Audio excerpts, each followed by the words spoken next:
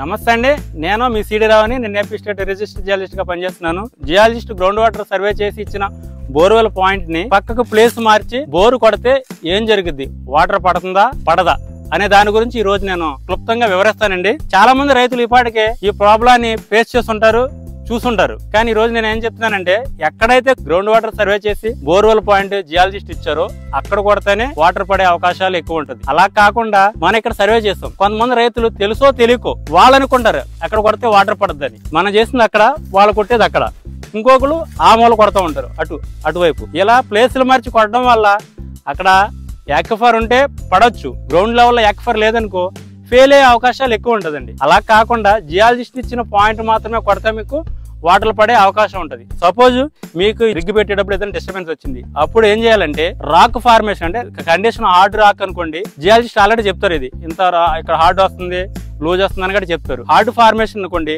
Place మార్చాలనుకోండి, ఇచ్చిన point నుంచి అడుగున్నర మాత్రమే, ఇక్కడ ఇస్తే ఒక అడుగున్నర సరౌండింగ్ లో మాత్రమే బోరు కొట్టాలి. అదే లూజ్ ఫార్మేషన్ అనుకోండి, ఈ పాయింట్ నుంచి 2 అడుగుల నుంచి 3 అడుగుల లోపు ఈ సరౌండింగ్ లో మాత్రమే బోరు కొట్టాలి. అలా కొడితే వాటర్ పడే అవకాశాలు ఉంటాయి. అలా కాకుండా ఇచ్చిన పాయింట్ కన్నా వేరే ప్లేస్ లో కొడితే ఫెయిల్ అయ్యే అవకాశాలు ఉంటాయి, పడే అవకాశాలు కూడా ఉంటాయి. అది మనం చెప్పలేం దాన్ని, ఎందుకంటే ఇది గ్రౌండ్ వాటర్ సర్వే చేసి ఇచ్చిన పాయింట్ కాబట్టి ఇక్కడ కొట్టడమే మేలండి. ఇది గ్రహిస్తారని నేను తెలియజేస్తున్నానండి.